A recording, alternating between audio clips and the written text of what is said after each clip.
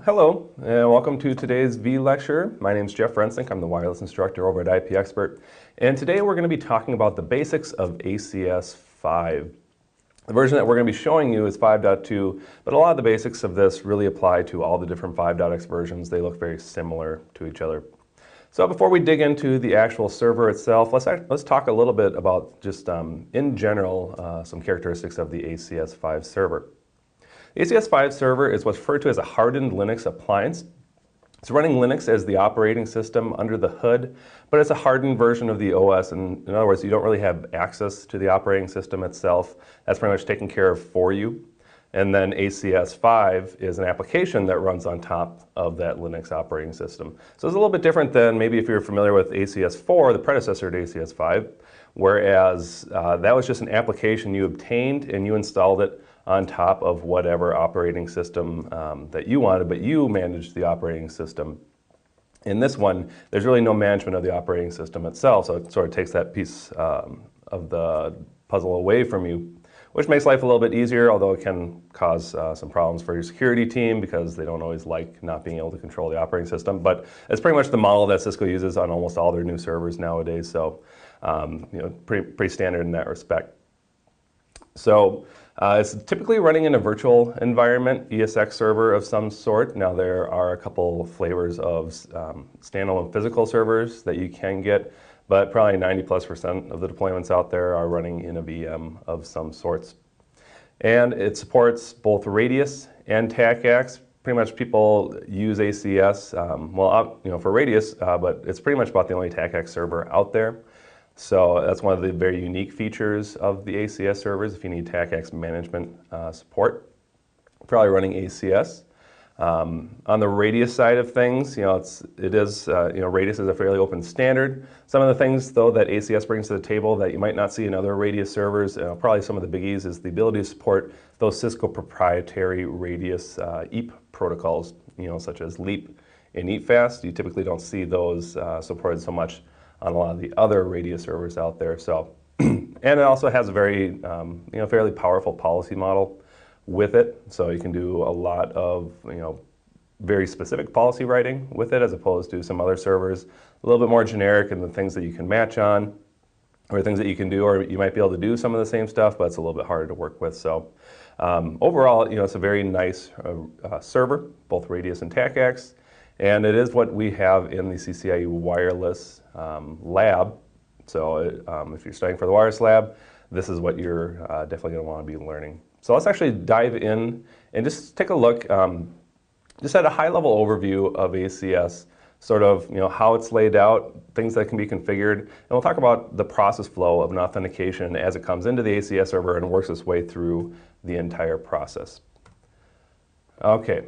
So on our ACS server, in order to get to the web GUI here, you're just going to go to HTTPS and then the IP address of your server. It's going to redirect then to the full URL of /acsadmin/login.jsp, and then you'll be asked for your username and password. The default administrative account within ACS 5 is this ACS admin account that you can hopefully see here. And the password is whatever you say it is. So there's really no default, I don't believe, on that one. You should be setting it up at the time that you install the actual application within the operating system. But we get logged in. We have a nice little dashboard here that can jump us to a number of different things, a few different quick start, initial setup type stuff on the top left. But basically, this is just sort of a wizard type interface to kind of get you up and running more quickly if you're not quite familiar with a lot of the more just specific pieces of configuration that you would do, just normally by yourself. But let's kind of take a look at the different menu items here, and we can kind of go over what those do. So network resources, this is going to contain all the devices that will be using ACS as either a Radius or a TACACS server. Now, any Radius server or TACACS server has to define which network devices will use it. They're not going to just accept, by default at least, Radius requests or TACACS requests from any old device out there. We actually need to define what those devices are. And we define those devices by IP addresses. So, for instance, within here, I would go into network devices and AAA clients, and I would see, okay, what are the devices that I've configured to be able to use my Radius server? And if I dig into one of them, what you'll see is really what defines the device is actually the IP address. So this will be the source IP address that the radius request will come from. Typically it's the management IP address of whatever device it is, whether it's a wireless LAN controller, autonomous access point, or even the non-wireless stuff like VPN concentrators or ASAs, whatever it's going to be. So as long as the radius or TACAX request comes from one of these IP addresses, then we match this network device, and we're allowed to go ahead and proceed down the process of actually trying to authenticate whatever it is they want to authenticate. So every single device that needs to use radius or TACAX must be defined within here, and we need to make sure that we target the IP address that it's going to actually come from. Now, so I said the default behavior is that it won't accept requests from everyone. ACS does have the concept of something called the default network device, and so we have that here. And so we can kind of turn on this. It's off by default, but we can turn it on like I have it turned on here. And now we'll actually receive radius or TACAX requests from any IP address, but the default is only from configured IP addresses. Next, we have users and identity stores. This is going to be defining all of the ways that we can validate device or user credentials. So when someone connects up to a wireless network and says, I'm Jeff Rensink with the password of Jeff Rensink, we can validate that that username and password is correct. So different identity stores that we have to work with. We have internally to ACS a couple repositories, one for username passwords, that would be the internal users identity repository. We also have one for host account, which is basically MAC addresses. That might be used for something like MAC filtering on a wireless LAN, or it could be for switch side 802.1x for doing MAC authentication bypass or MAB. That would be presenting just a MAC address. So anytime we just need to check on a MAC address, it's usually with a host account. External to ACS, we have a number of different places we can actually reach out to validate credentials. So common ones here, LDAP, so lightweight directory application protocol. These external repositories, more of the open standard, rather sort of an alternative to Active Directory. So these username password repositories out there, you can leverage that. Active Directory, that's one of the most common ones that we probably see. So if we have an Active Directory repository out there, we can reach out and validate username passwords, we can validate machine accounts, anything in that Active Directory store, ACS can reach out and validate that. We also have a few other sort of lesser used ones right below there. So RSA Secure ID, so if you're using those Secure ID tokens, this is how we can define to reach out to an external server for that. Or external radius identity server, so we can actually have our radius server reach out to another radius server and have that other radius server validate those user credentials. Certificate authorities, this is if we want to do EAT TLS. Here we're defining the CAs that we can use to validate those client certificates that get presented as credentials. And then we have this concept of an identity store sequence, so if we need to look in more than one place at a time, well I guess sequentially it ends up being, we can define an identity store sequence so we can say, okay, well, check in the internal users repository, but if it's not there, then check in the Active Directory, and if it's not there, check in LDAP or whatever it's going to be. So we can kind of string a number of these user repositories in succession to try to find those credentials that we need to validate. So anytime that a user needs to, connect to a wireless network or log into a device in a management perspective that's utilizing ACS, we need to validate those credentials one way or the other, and here's where we can define either what the credentials are or where to go look for those credentials. Under policy elements, we have a couple of things. On the top half here, we have a number of matching criteria. So it's just pieces we can use as we write our rules to say, if the authentication happens on certain days of the week or certain times of the week, business hours versus non-business hours or something like that. Or end station filters would be trying to match on the client itself. So typically a classic use of an end station filter is if a client connects to my HQ data WLAN, then do this. Or if it connects to the voice WLAN, then do that. We can kind of match on that. Device filters would be matching on the devices that the clients are connecting to. So if it's coming from a wireless LAN controller, or if it's coming from an autonomous access point on the East Coast campus, or any combination thereof, we can match on that. So lots of matching criteria we can use. On the bottom half, these authorization and permissions, these are the results of any authentication. So basically, if they're coming from a configured device and if we can validate those credentials, what do we do with this authentication? Here's where we define what we do. It could just be a simple allow them on the network, or it could be deny them from coming on the network, or it could be more complex. Maybe on a wireless LAN controller, we allow them on the network, but we're going to place them on the IT VLAN. Or we allow them on the network, but we're going to place this access control list on their session. Here's where we define that. Or, so those would be authorization profiles, the results of radius authentications.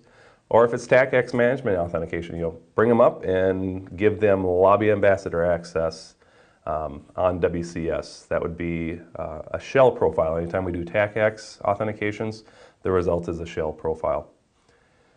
And finally, we kind of come down to access policies. Now this is where we're actually finally sort of writing our policy rules. Based off of everything that we had up here, how do we actually process authentications, and how do we define what the results are? This is really where we're writing our rules for everything. So oftentimes you spend most of your time in this access policies trying to actually define what the policies should be, correct results, things like that. And we have just a couple more things. Monitoring reports, we have a separate monitoring view, so we can do things like pull reports on stuff. We can look at authentication logs and see what's happening. If something's going wrong, we can dig into those logs and try to figure out, okay, what went wrong, what were the errors I saw, and try to fix it from there. And then all the way at the bottom here, system administration, these are just general, more server, or I should say application type settings. So things like who are the administrative users that are allowed to log into this server, some settings for different EAP types, certificates. These servers have certificates on them for use of a couple things. So what certificate are we using locally on the server? Defining things like backups. Should we do regular backups? Where are we putting those backups on? Installing licenses, things like that. So stuff that doesn't really have to do with any user authentications by and large, but just more how is this server actually functioning. Okay. So those are the general pieces of the ACS server. Let's actually talk now about how does, let's pretend that an authentication request came in. How does that actually make its way, through the access control server, ACS, and so we can just kind of understand, exactly how the process works, and as we understand how the process works, it helps us understand, how do we configure things, as well as, how would we troubleshoot things. If we know how it works, then we can try to step through things and see, okay, well, it makes its way all the way through these first three steps, but then it stops here. Helps us more quickly realize where the problem is, and we should be able to fix it a lot faster. So let's pretend that we have a radius authentication. So this would be more of a client authentication. Some client's trying to connect up to a WLAN. And so it's a client connecting to a WLAN, radius authentication. How is that going to flow? Okay. So step one is going to be, is it coming from a configured network device? So we would look in our network resources. ACS is going to see, okay, what IP address is this radius request coming from? And do I have that IP address configured within one of my network devices? If I do, let's say it was coming from 10.10.111.10. Okay, great. I have a match. Next thing that we're going to be validating, do I have the same shared secret? Otherwise, someone could spoof, a radius request from an unknown or from a specific IP address that it knew about. So we have this shared secret that's configured both on ACS as well as on the device itself. So in this case, it's a wireless LAN controller. So as the wireless LAN controller defines ACS as a radius server, it says, okay, I want to use this shared secret. As long as the shared secret matches on ACS, they're able to talk to each other and proceed down the line. So we validated it came from a configured IP address. Next, we validated that the shared secret on both sides is the same. And if that's okay, then we would move to the next step. If it did not come from one of these configured IP addresses, The next thing I'll check then is, do I have that default network device turned on? If I don't, then at that point it stops and we drop the request. It doesn't go any farther. If I do have this turned on, again, we would see, do I have the shared secret, do the shared secrets match? Then I guess also the other thing to note is that we can turn on and off these different protocols, TACAX or Radius, so we definitely need to make sure also that the configured network device, whether it's a specific network device up here or the default network device, has the appropriate protocol turned on for this to work. Okay, so let's say that it's coming from, in our case, wireless LAN controller 1 from this IP address, and our shared secrets match. What's the next thing that we need to do? The next thing that we're going to do is we're going to come down to access policies, and we're going to figure out which access service do I apply this to. Now by default we have 2 access services, one essentially for Radius and one for TACAX, but we could be creating multiple ones if we wanted to. So it's going to run through these service selection rule policies. So let's just take, these are the default policy rules here, so let's just kind of step through it. So it's a Radius request coming from wireless LAN controller 1. So we're going to go, the rules are always applied just kind of like an ACL, so it's top down, and once we hit a match condition, then we get whatever the result of that rule says. So we would start at the top with rule 1 here, and our matching condition is if it's Radius. Very, very basic. So in our case, it does happen to be Radius, so then we would see what is the result of this rule. And the result is send them over to the default network access service. Okay, great, that means I head over to the default network access service. So within the default network access service, we have a number of configurations. So the next step, once we actually made it to an access service, is we need to figure out which EAP protocol that we're doing. So if it's an 802.1x network, we need to figure out an EAP protocol to use. Now typically this is driven almost always from the client. So the client supplicant is configured to use LEAP or PEEP or whatever it's going to be. So normally what's going to happen is they'll enter this little negotiation phase, but usually whatever the client's configured for, the server will go ahead and respond to that. So what we need to make sure is on this allowed protocols, whatever protocol that client supplicant wants to use is actually enabled. So let's pretend that the client wanted to use PEEP as the outer protocol, and then the inner method of PEEP would be MS-CHAP v2. Very, very common thing, especially in a Windows network.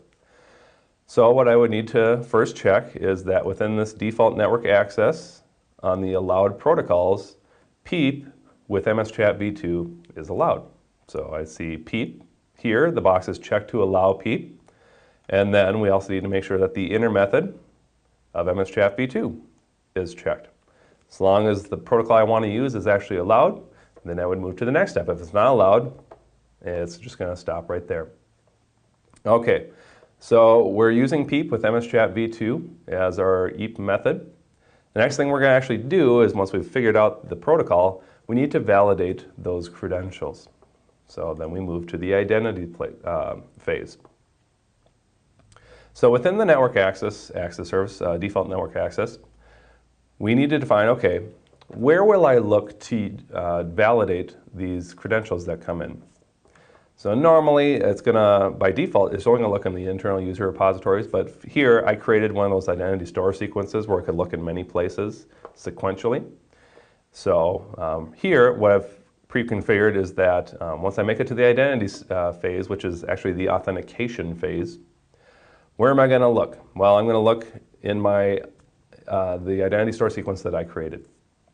So if I actually show you that real quick, and the identity store sequence is back up above, what I would see is that if it's a username password based authentication, I'll first look in internal users, and then I'll look in internal hosts. So whatever username password that's going to be supplied needs to be in one of these two, and really has to be internal users because that's the only place where I have a username password. If you remember host, this is just MAC addresses typically used for MAC filtering. So I just need to make sure whatever username password my client supplies needs to be in that internal users repository. Okay, so let's head back to identity here. All right, so my client, the client presents either some username password. I'm going to go ahead and look in that internal internal users repository. If I have a match, validate the password. If everything's good, then we move on to the authorization phase. If my credentials are not valid, we stop right there and we don't move on. But let's pretend that we did supply correct credentials. Now we move to the authorization phase. At this point, we've validated that username and password. Now we need to figure out, okay, now that I have valid username and password or whatever the credentials are, what do I do with this guy? Well, here we have another set of rules. And again, we're going to process them top down. The first rule matched is what defines what happens. So once we hit a rule, we stop and they get whatever the results say they get. So we would start parsing it from the top down. We would see, do we match any of these rule conditions? For instance, this one's coming from anywhere, but specifically from an autonomous access point in a group, and the user account is in a group called auto, then the result would be permit access. Or the next rule would be, if it's coming from this location called MO, but any type of device, any user group, then permit access. So technically, if our authentication was coming from our hypothetical wireless LAN controller 1, we probably wouldn't be matching any of these. So ultimately, there's always a default rule. So if I don't match any of these specific rules up above, I fall down to this default rule. And then the default rule can have its own result. So for instance, the default rule here, the result is a permit access. So we'll just go ahead and allow them up on the network, whatever network's configured on that WLAN. But I could also be defining, some of those other results, like a VLAN override, place them on this VLAN, or put an ACL on it, or apply a specific session timeout. Lots of things you can do with the authorization results. So whatever rule you hit, you do whatever the defined result is. In our case, permit access. We allow the client up on the network, and now the process has completed. So just real quickly, are we coming from a configured network device, and does the device allow the correct protocol, radius, or TACACS, and does a shared secret match? If so, which access service do we end up using based off of these rules? Once we get to the access service, are we using an allowed protocol? If we are, move to the authentication stage. The user will present credentials. I look in the configured identity source to validate those credentials. If the credentials are correct, then we move to the authorization phase. Start top down. Whatever rule we match first from the top down, we apply the configured result. The client gets the result, and then the process is done. So that's really the flow, start to finish, of a radius or TACACS authentication. Before we wrap this up, let's kind of talk about one last thing, and that's going to be the authentication log. So once these clients actually start going through these radius or TACACS requests, sometimes we want to take a look at what's going wrong if things start breaking. So within there, if we go into monitoring reports, there's just one link, Launch Monitoring Report Viewer. It'll open up either a new window or a new tab, just depending on how your browser is configured. But here, we get this secure Cisco Secure ACS View window. And we have a number of things in here, but typically if you want to look at the specific logs, normally what I'm doing is under this My Favorite Reports down here. If you're trying to troubleshoot something going on right now, there's this reports, either authentications radius today or authentications TACACS today, shows you all the radius or TACACS authentications from the current day. So if you just want to zero in on what's going on right now to troubleshoot something, this is the place to go. Otherwise, you need to try to pull historical reports. But let's just quickly go into authentications radius today, and I'll show you just generally the contents of an authentication log. So I just have to have a little patience, because on my server's a little bit slower, so I just need to give it a few seconds to pop up. But basically, here we would have a record of all the radius authentications that's happened today. This is just a lab, so I don't have a ton of them, but normally you would have hundreds of these throughout the course of the day. So we just get a quick high-level view with a few pieces of information on it, but generally if it's green, that means it was successful authentication, which technically means that they supplied valid credentials. This doesn't mean that they actually got up on the network, but it means that at least it made it through the authentication phase where it validated, a username, password, or client certificate, or whatever it was going to be. If it's red, either it didn't get to the authentication stage or they supplied invalid credentials. But if you want to take a look at the nitty-gritty details of these logs, under the Details tab, there's this little magnifying glass icon. Click on that, and then we'll get to the full authentication log for whatever it is that you want to view. A few different sections within this log. We have this authentication summary, which has a lot of that same kind of information we saw at the last page, so high-level information. But we can dig around and actually take a look at a little bit more nitty-gritty details. Authentication result typically doesn't have a ton of stuff with it. Session events, this is more of a historical record of this user. Well, I guess it would be this client is more accurate. So all the authentications have come from the same client, which would be the MAC address. You can see here, so what's been happening lately. But authentication details has pretty much all the information about the authentication itself. So we have a few different sections within here. Up on top, we have the time that they logged in, what authentication methods that they use. So we use PEEP with an inner method of EAP MSChat v2. Here's information about the user. So they logged in with an account called ACS user 1, and the calling station ID would be the MAC address of the client. So here's the client username, here's the client MAC. What network device did they connect to? So this came from wireless LAN controller 1. Whoops. Sorry, let me go back. I must have clicked on something.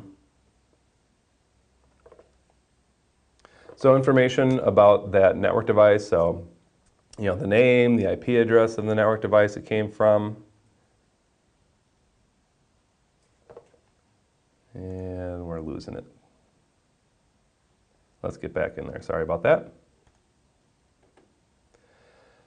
What the location of the network device was, what the network device type was. So it's back under authentication details. There we go. So the device type and location as you define it to be. When you create the device, you can say what it is and where it is. What IP address it came from. NAS identifier, this is actually the host name as configured on the device, so we can call it anything we want when we add it into ACS, but the device has its own name, and so this is what it's actually telling you. A few other information about ports. This is more nitty-gritty behind-the-scenes details of the radius. The access policy. So, what all happened? Which access service did we hit, and why did we hit it? Because we hit the access service selection rule 1, which the result was send them to the default network access service. Once we were in the default network access service, what identity store did we find the user in? We found them in the internal users repository. We can also see, though, it was searching through internal users as well as internal hosts, so all those repositories I had within that identity store sequence. We can also see once we made it to the authorization phase, which rule did it match within that? I ended up matching the default rule. Well, what was the result of the default rule? It gave me the permit access authorization profile. So lots of great information there. And then down below, we have a little bit more, just more general information. One of the neat things that we can do, if it's coming from a wireless LAN controller, this called station ID. At the end of that, normally this would just be the MAC address of the access point that they would connect to, so the radio MAC address. But if it's coming from a wireless LAN controller, we can actually see what SSID that they connected to. So we can see that this client connected to an SSID called ACS-pod1. And now we can match on all authentications coming from ACS-pod1 by matching on this little piece of information. And then finally, steps is the super detailed view of the entire conversation between ACS and the client. So step by step, ACS did this, the client did that, ACS did this, the client did that, back and forth, all the way down. So if you're really trying to troubleshoot some things, you can kind of see all of that now. This is definitely not the easiest thing to understand, especially as you're coming into things, and I don't even know all the stuff that all of this means, but it can be a place to look to see, maybe at the end, if things weren't working, well, let's see, what was kind of the last things that it did, and you just sort of shoot down to the bottom and see, okay, well, here's the last sort of 5 messages. Does that really help me out one way or the other? So tons of information. This is honestly the best place to go. When something's not working right, this is the first place I go. I look at the auth log, and the auth log will pretty much tell me almost everything I need to know in order to figure out what the source of the problem is. Sometimes I need to look in a few other places, but probably 90+% of the time, the auth log either directly tells me what the problem is, or it gives me the information I need to quickly go to where I can find what the problem is. So that's kind of the overview of ACS 5. In subsequent V lectures, we'll actually start digging into some of the details of the different parts of ACS. So we'll get more detailed into these external user identity stores, the internal or external user identity stores that we can use, as well as how do we write policies to match on different types of authentications and give different types of results. So stay tuned for some of those, and yeah, we'll try to get you a little bit more in depth into some of these things. Thanks.